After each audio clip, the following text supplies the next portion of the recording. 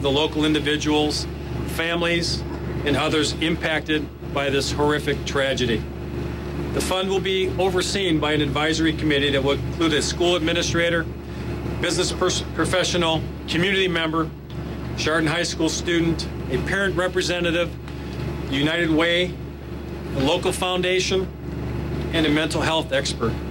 United Way will do what it can to track each gift to the fund. We'll also be sending out tax donation letters, etc., as appropriate. United Way certainly will follow up with the large donors and community at large on the general use of those funds. An important feature about this fund that 100% of the funds received will use to help those that have been impacted. Deposits can be made to any PNC banking office or by mailing a donation to the United Way Services of Geauga County, 209 Center Street, Unit H, Chardon, Ohio 44024. We'll provide you this information when we're finished. According to United Way, $150,000 has already been donated to that fund. $100,000 from our own Fairmont Minerals here in our county. Thank you.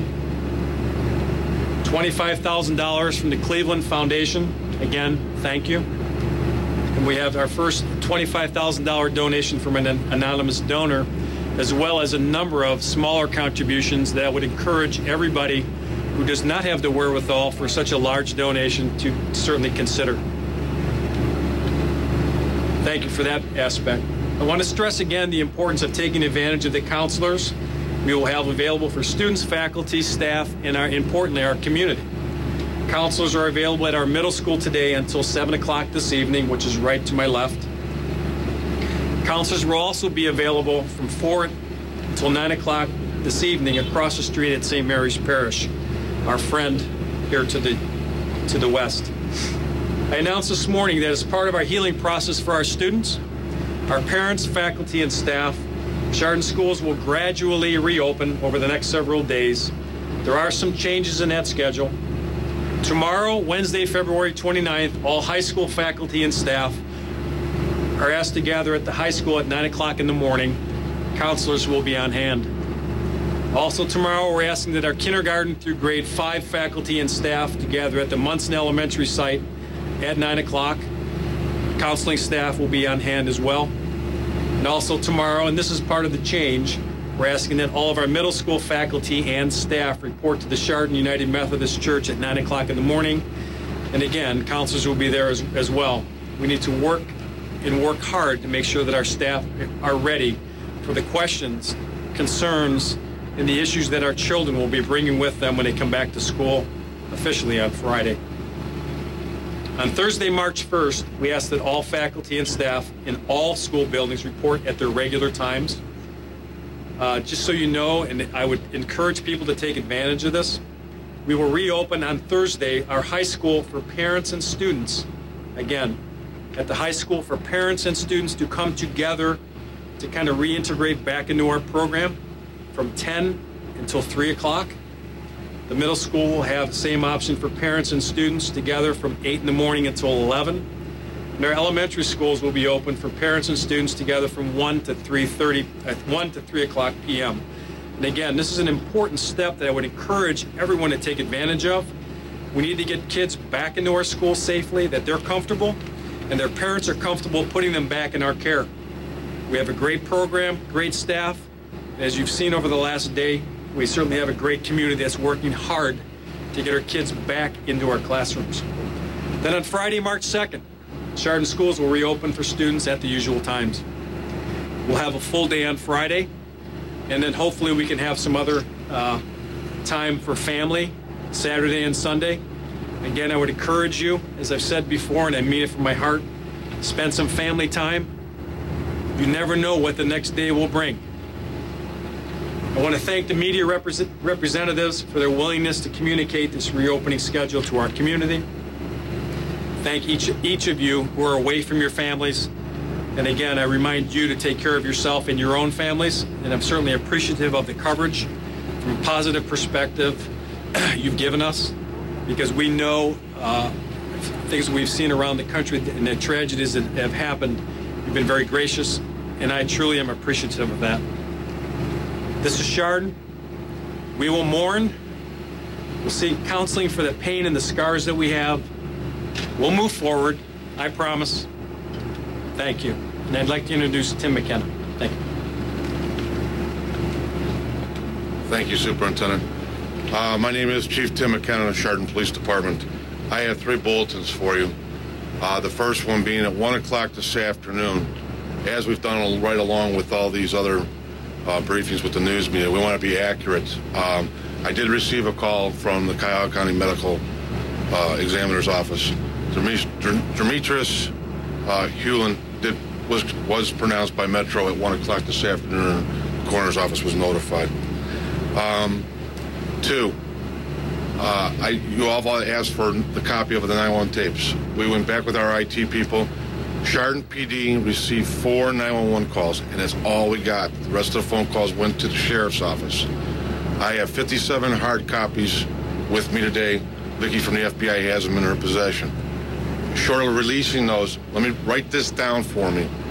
Our IT people also put it on the website, Chardon's website, and that is www.chardon.cc911. Those 4 calls can be hooked up through the computer, through the internet that way. The last bulletin that I have for you, we were notified at 12 noon today that our female student was released from Hillcrest Hospital and is home with her family. That's the good news. For the other families, I am deeply saddened. My condolences, and we'll be seeing you and talking to you. And I thank you, the news media, as well. Thank you. At this time, we're going to have Geauga County Prosecutor Dave Joyce come up and tell you where we're standing at on the legal issues. Thank you. First, I want to reach out to those families that have been affected very deeply by what's happened here.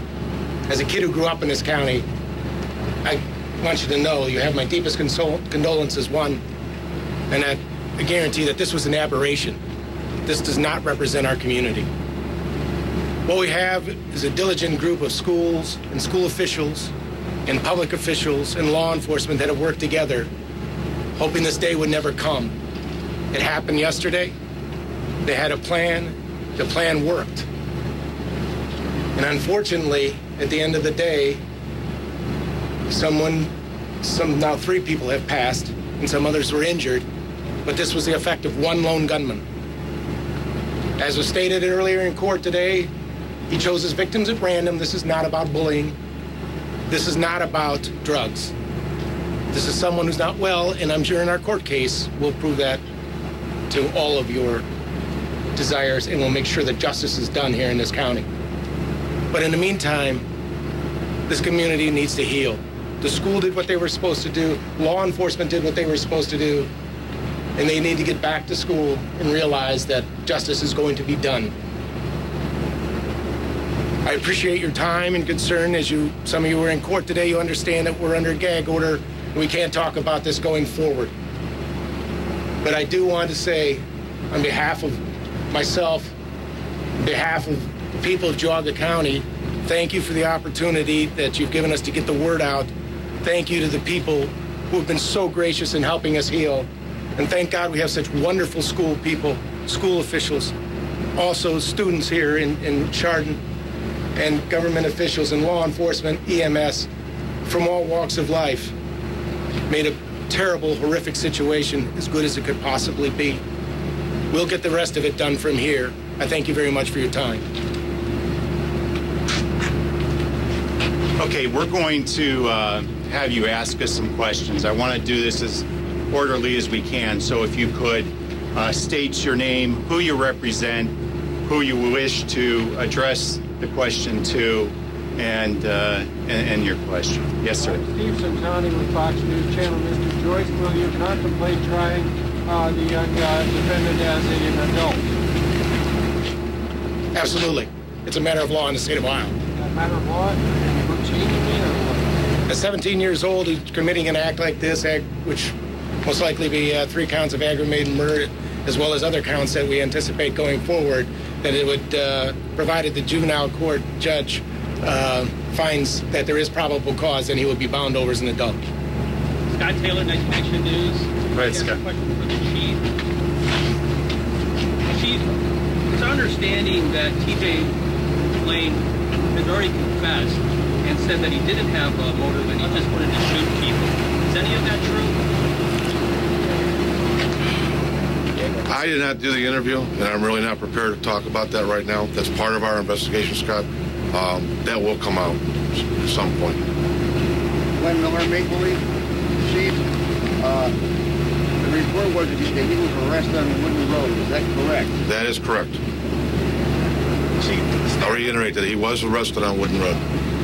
Scott, go ahead. stand down from the plane building. Were there any people who tried to try to get this gunman, TJ? They tried to apprehend him. Can you talk about that at all? Teachers, students? We had a teacher in the school that attempted to stop him, and he was probably our best observer, or best witness to let us know that that student had left the building. And that gave us the green light to get our officers in the door, our EMS in the door, and make the assessments that we had to make that yesterday morning. What about students? As far as what? Students try to apprehend TJ? I don't have that information, no. Sir, I'm from the New York Times. I have a question for Mr. Prosecutor Joyce. Sir, could you tell us about the murder weapon? If we don't understand, CNN, I think, is reporting that it was a .22, but it was semi-automatic, and that it was taken, he took it from his uncle, but the uncle had purchased it legally.